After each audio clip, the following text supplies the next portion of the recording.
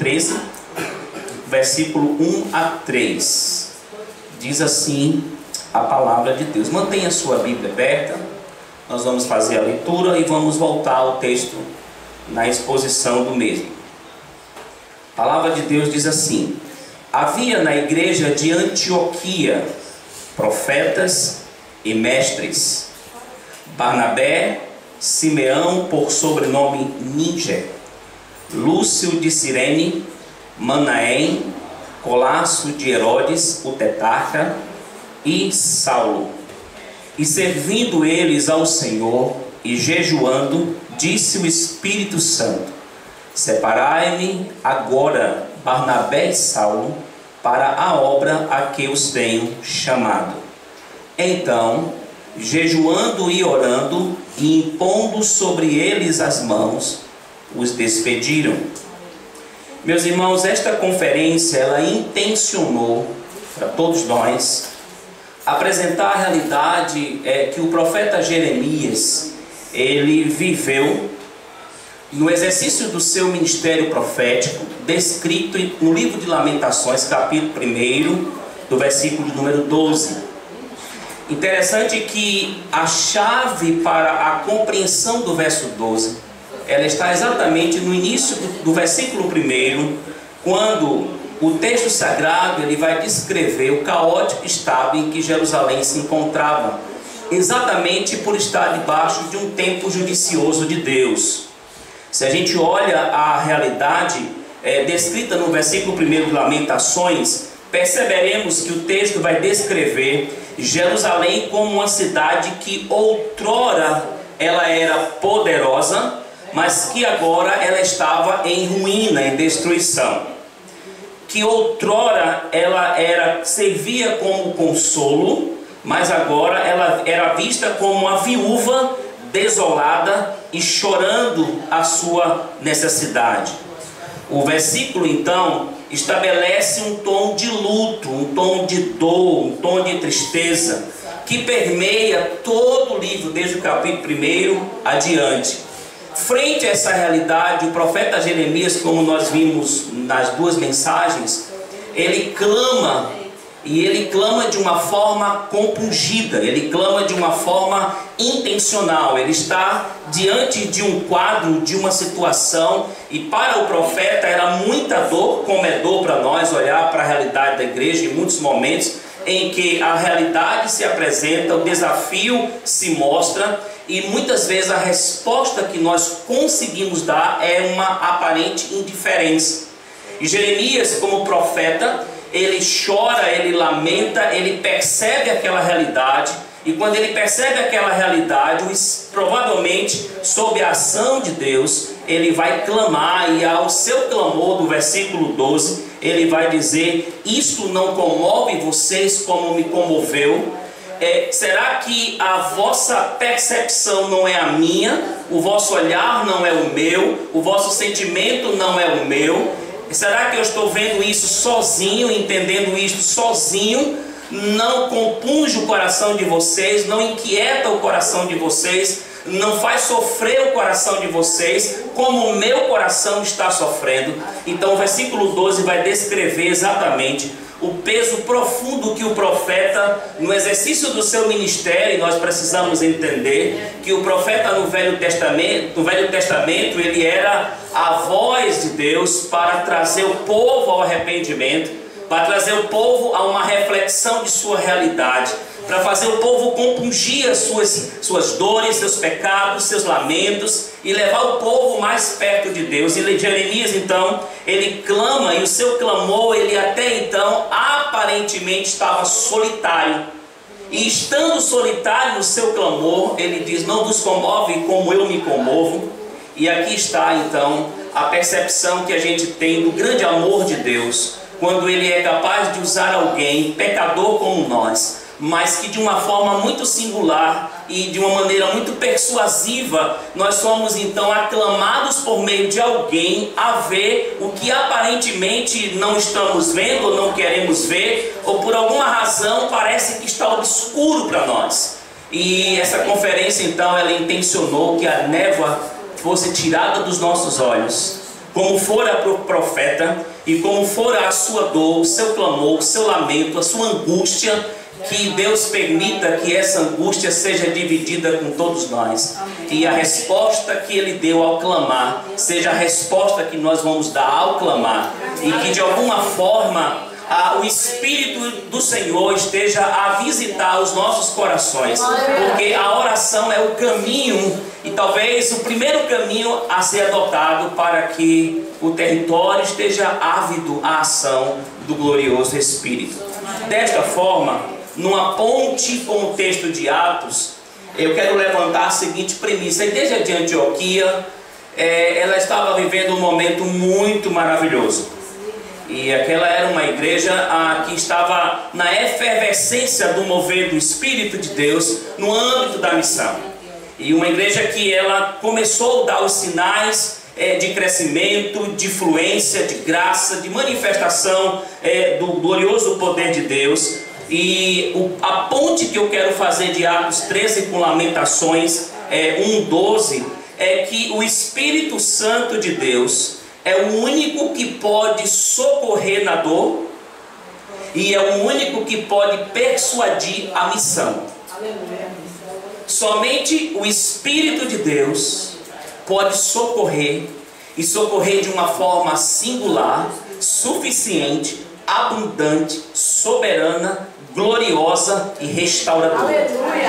E só o Espírito de Deus pode persuadir o coração do homem em qualquer ponto de referência e instrumentalizar a sua vida num comando de um propósito que até então para ele é obscuro, é desconhecido. Então, sob a ação de Deus, por meio do seu Espírito, é provável que o profeta fora socorrido no passado, e sobre a ação de Deus, por meio do seu Espírito, a igreja de Antioquia, ela vive um momento em que o Espírito age, persuade e estabelece um novo curso para Saulo e para Barnabé. Então, nós vamos olhar então o ambiente dessa igreja de Antioquia e como o Espírito de Deus agiu no ambiente da igreja, no contexto da igreja, na forma da igreja, na vivência da igreja, na maneira da igreja perceber e se perceber como igreja. E aí nós vamos perceber então que o ambiente da ação do Espírito Santo naquela igreja encontra, em primeiro lugar, uma comunidade multicultural de servos.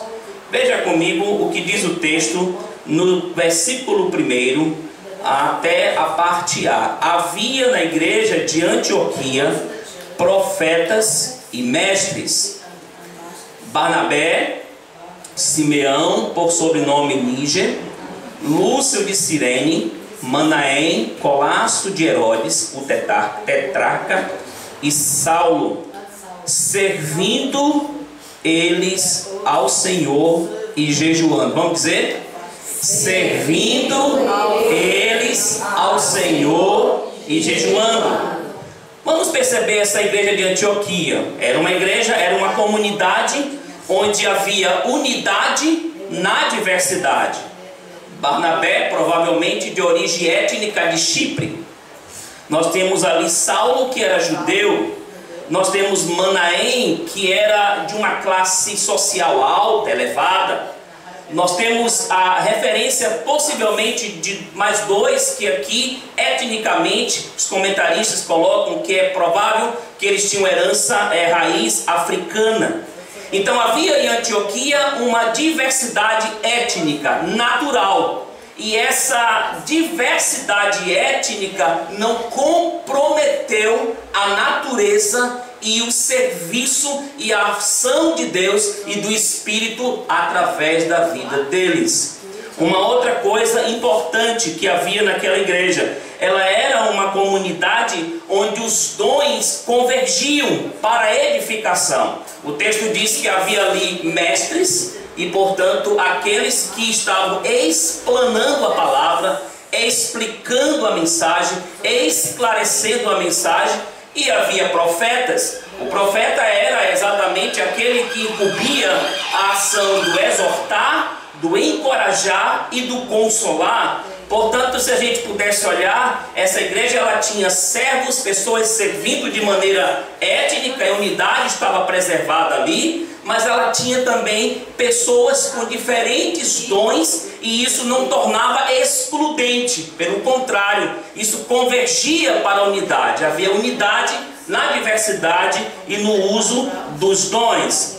Essa comunidade, que era a comunidade dos servos que serviam de maneira diferente, cria um ambiente propício à ação do Espírito. O texto diz: servindo eles ao Senhor e jejuando. Ou seja, fica evidente que aqueles que ali estavam entendiam o valor da palavra de Deus, glória a Deus por isso, entendiam o valor do encorajamento mútuo, da exortação e também do consolo, papel dos profetas, entendia a importância do ensino, entendia a importância da oração e entendia a importância do jejum, como sendo um método ou um meio de autossacrifício na abstinência do alimento temporário para uma dedicação maior ao Senhor. E é exatamente nesse ambiente,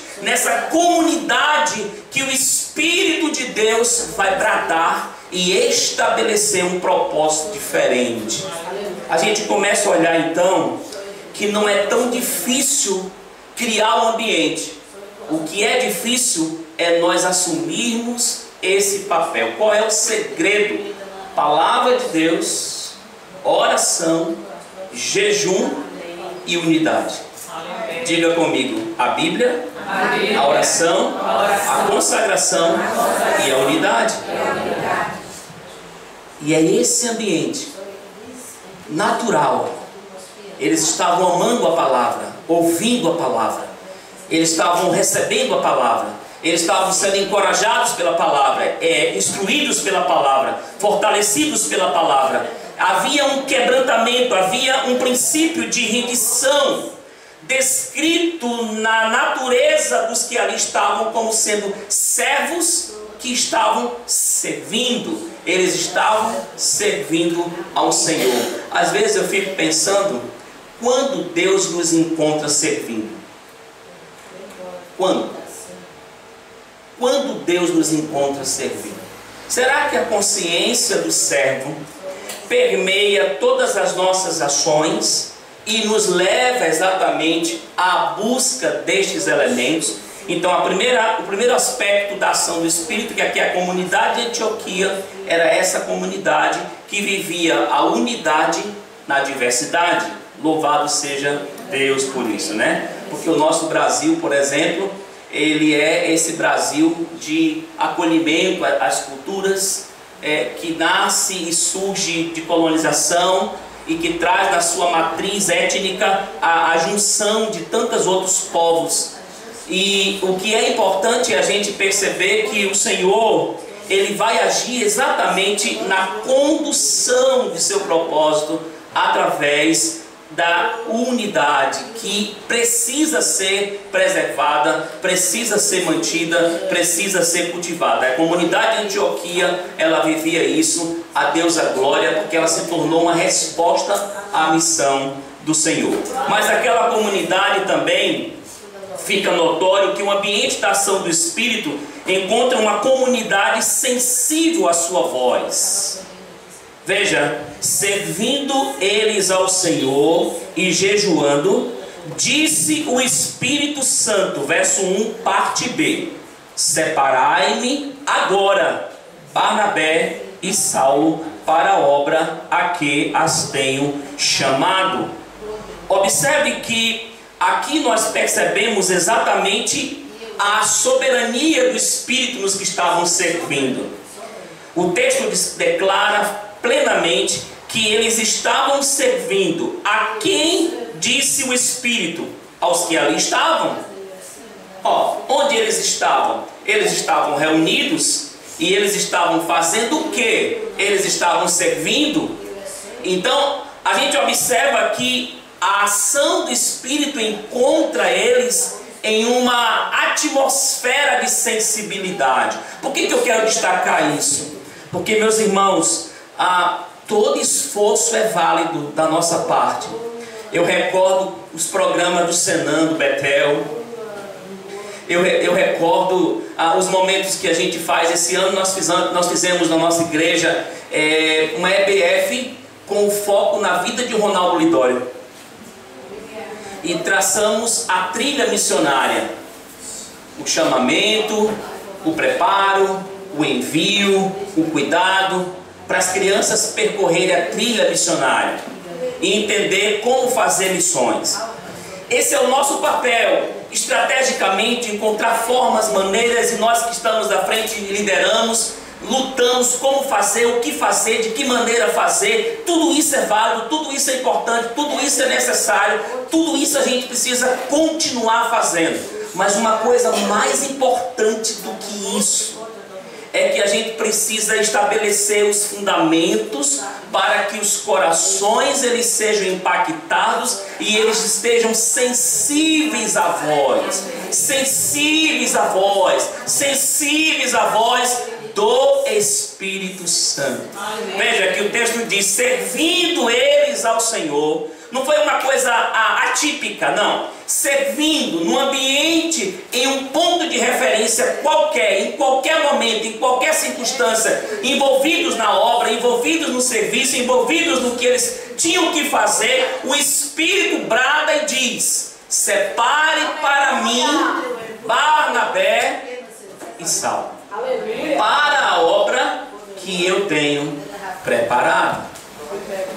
E essa sensibilidade ela fica muito descrita porque nós percebemos na comunidade que eles estavam ali e eles vão responder, é o terceiro ponto, eles vão responder de maneira obediente.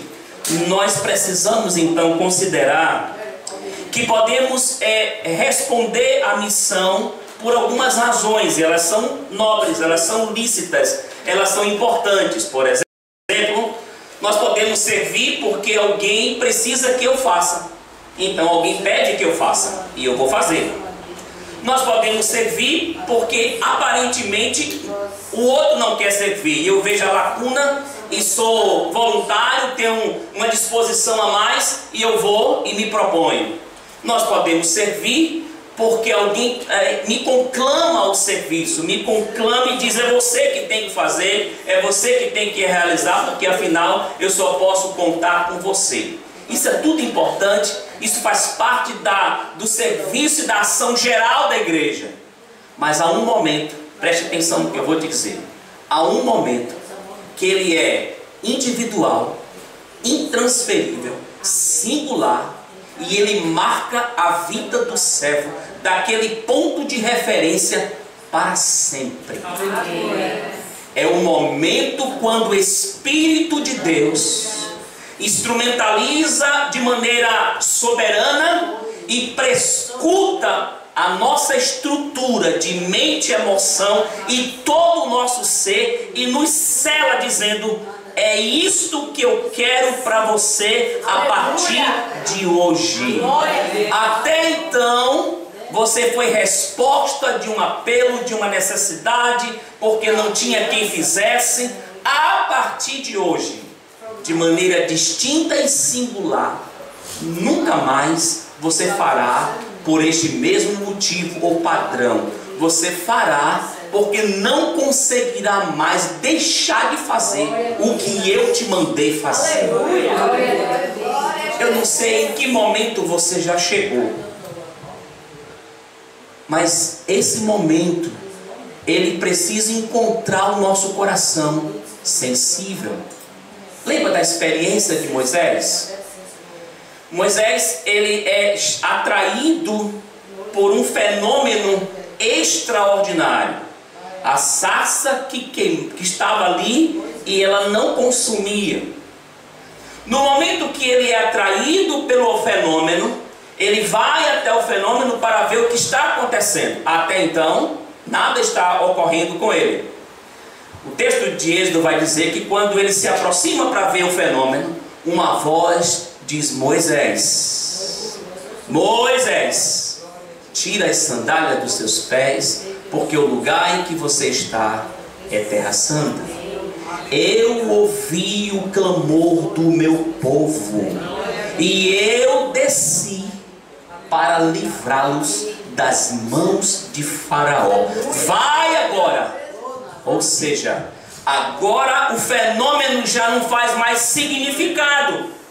O elemento extraordinário, visível, atraente, atrativo, já não tem mais sentido. Agora é uma voz que o persuade e não o deixa a mercê dele próprio, de sua vontade, do seu querer, e responde a todos os seus questionamentos, dizendo: é você que vai, porque é você que eu escolhi, e é você que... Então, jejuando e orando, e impondo sobre eles as mãos, os despediram.